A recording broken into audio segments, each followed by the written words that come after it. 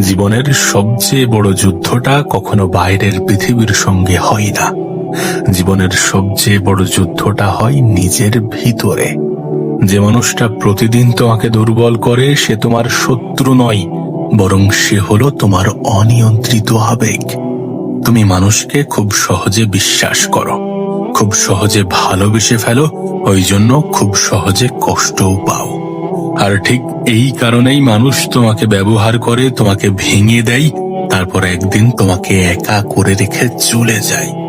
একটা কথা মনে রেখো, পৃথিবী তোমার চোখের পানি দেখে কিন্তু থেমে থাকবে না।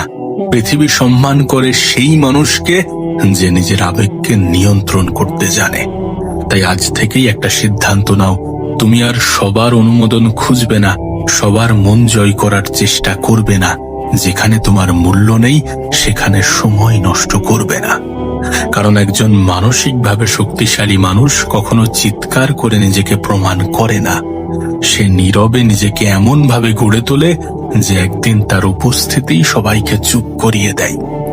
আজকের এই ভিডিওটি কোনো নিষ্ঠুর মানুষ হওয়ার গল্প নয়, এটি এমন একজন মানুষ হয়ে ওঠার গল্প যে নিজের অনুভূতির দাস নয়, যে পরিস্থিতির কাছে মাথা নত করে না, যে ব্যর্থতাকে ভয় পায় না, যে নিজের লক্ষ্য থেকে 1 ইঞ্চি পর্যন্ত সরে যায় না।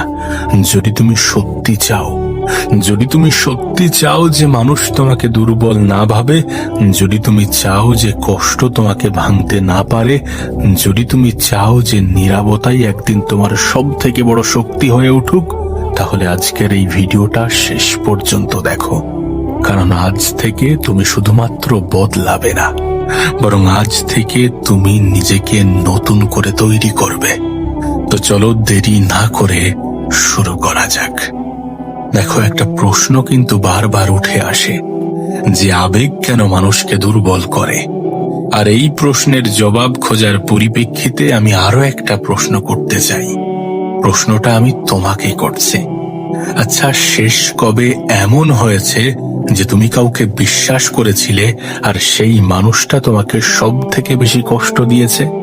শেষ কবে এমন হয়েছে যখন তুমি কারোর জন্য নিজের সবটুকু দিয়েছিলে কিন্তু বিনিময়ে তুমি অবহেলাই পেয়েছ? শেষ কবে এমন হয়েছে যখন তুমি রাতের পর রাত কারোর জন্য নিজের ঘুম হারাম করেছ, রাতে ঘুমাতে পারোনি? যদি এর উত্তর এমন হয় যে হ্যাঁ, আমার সাথেও এমনটা ঘটেছে এবং কিছুদিন আগেই ঘটেছে, তাহলে মনে রেখো যে তুমি একা নও। পৃথিবীর প্রায় প্রতিটি মানুষ জীবনের কোনো না কোনো সময় এই অভিজ্ঞতার মধ্য দিয়ে কাটিয়েছে, এই পরিস্থিতির মধ্য দিয়ে নিজের জীবন অতিবাহিত করেছে। কিন্তু এখানেই দুটি মানুষের মধ্যে পার্থক্য তৈরি হয়।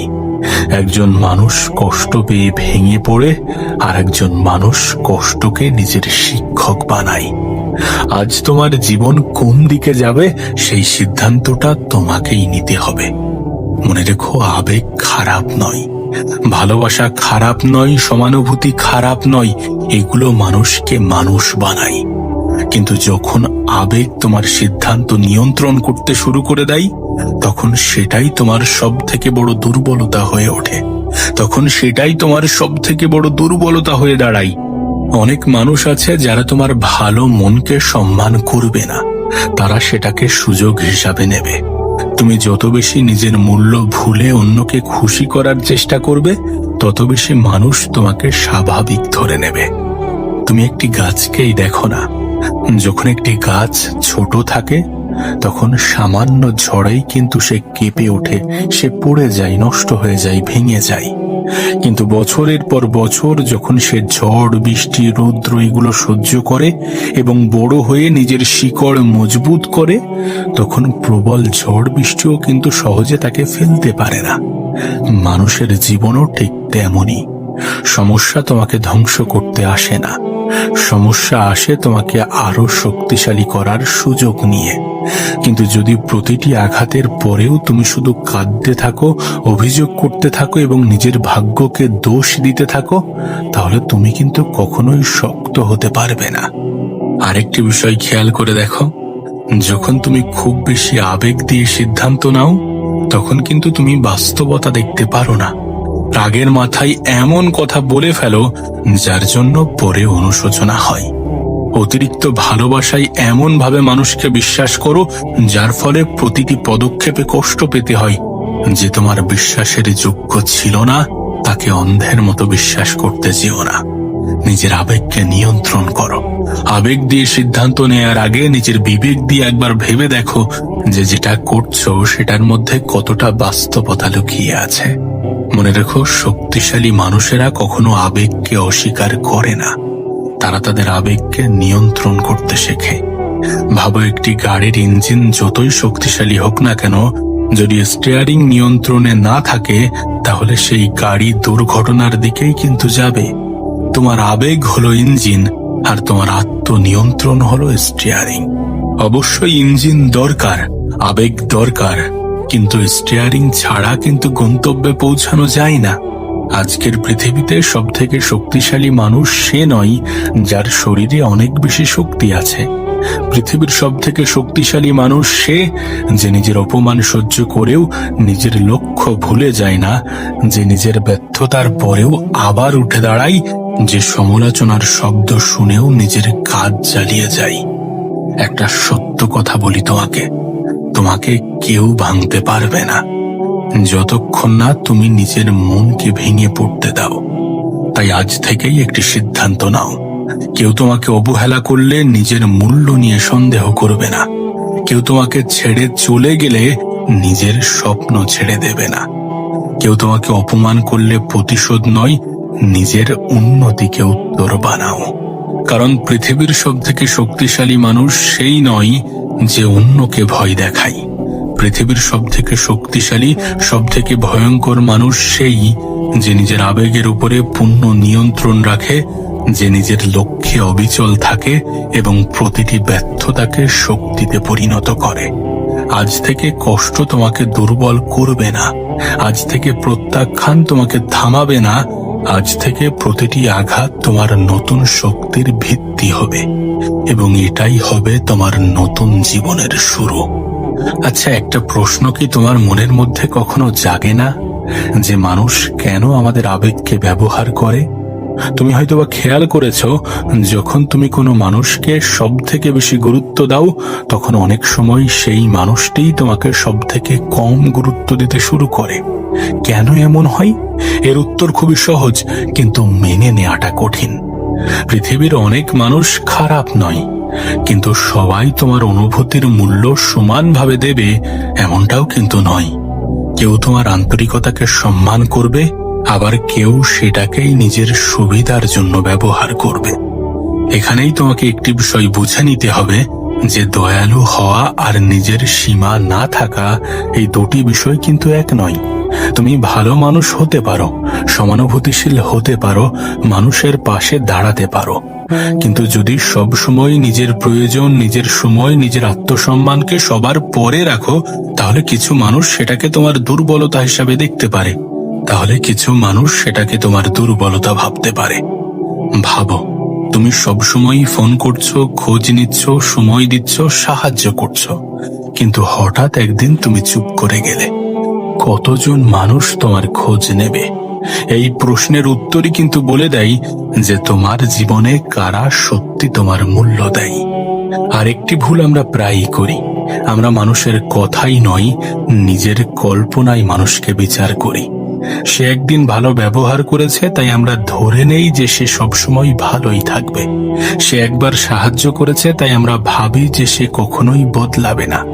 কিন্তু বাস্তবতা হলো মানুষ পরিবর্তন হতে পারে, পরিস্থিতি বদলাতে পারে, তাই সম্পর্কে বিশ্বাস থাকতে হবে, কিন্তু সেই বিশ্বাসের সঙ্গে বাস্তবতা বোধও থাকতে হবে।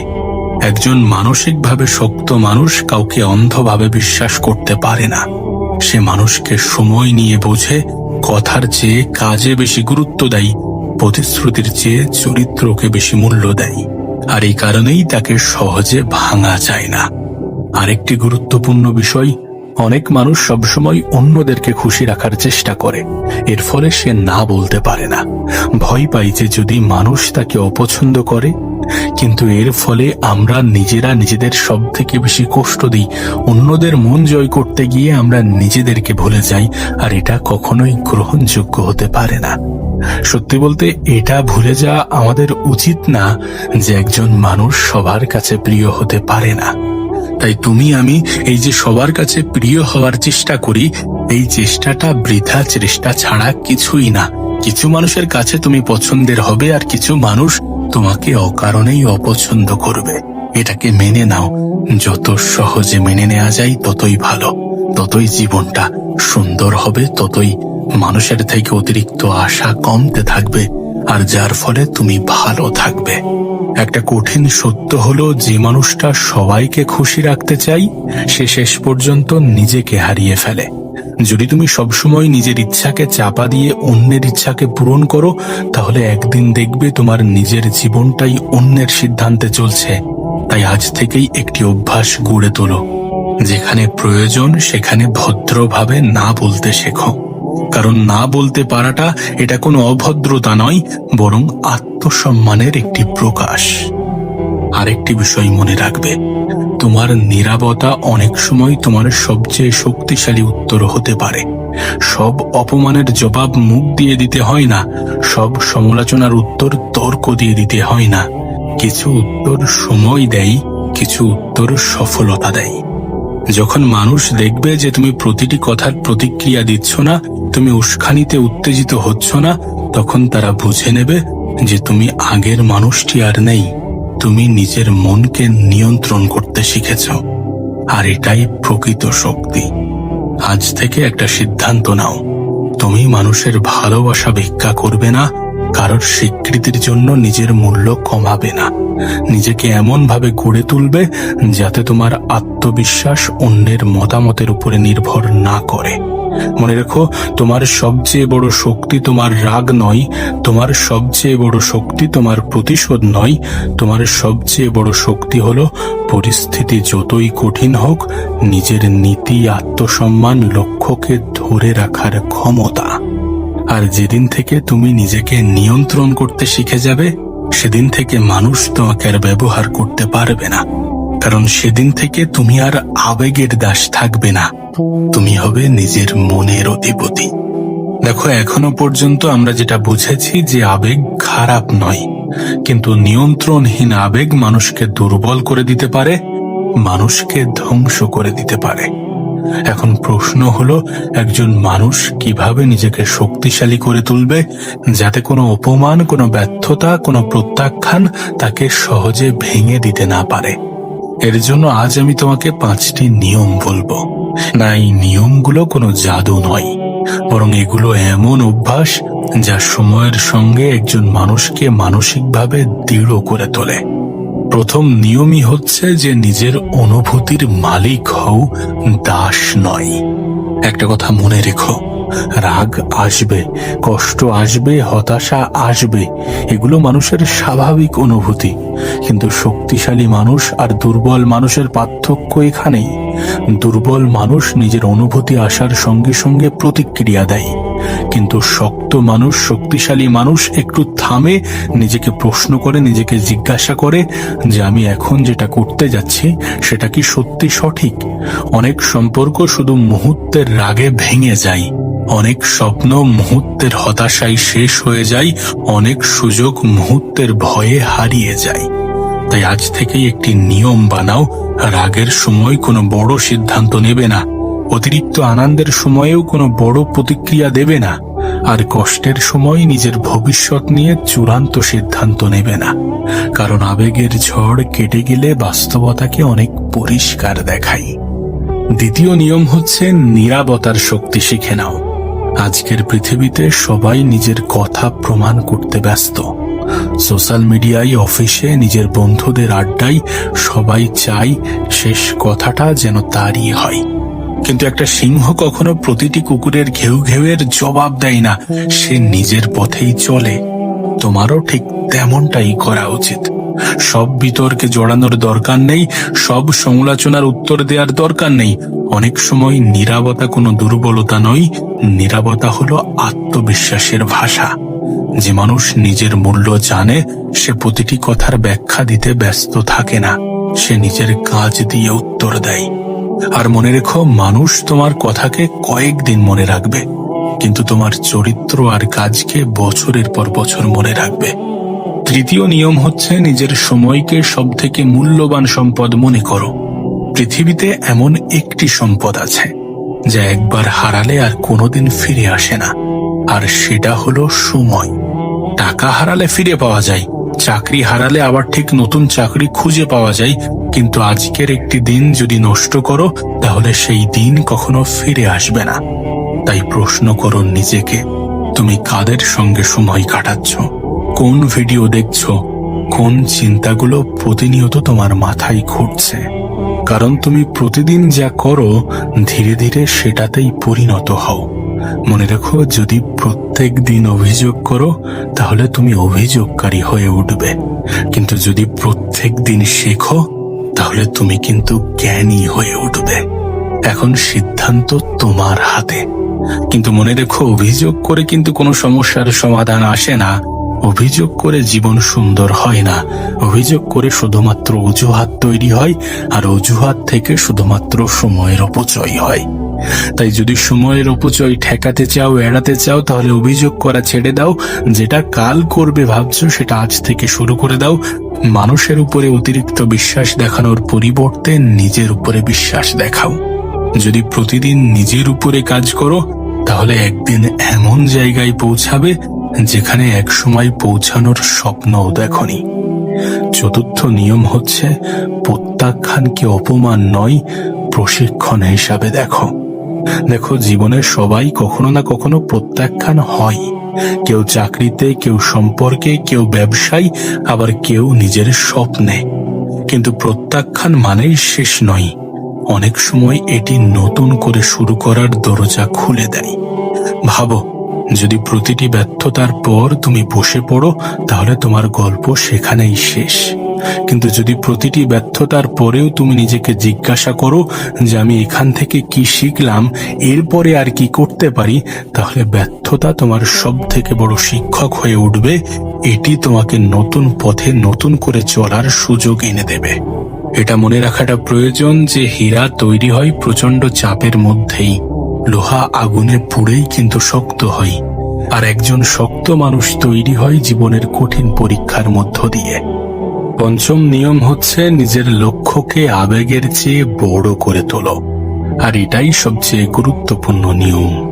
যার জীবনে কোনো লক্ষ্য নেই সে ছোট ছোট ঘটনায় ভেঙে পড়ে, কিন্তু যার চোখে বড় স্বপ্ন থাকে সে জানে একজন মানুষের সমালোচনা তার ভবিষ্যৎ নির্ধারণ করতে পারে না।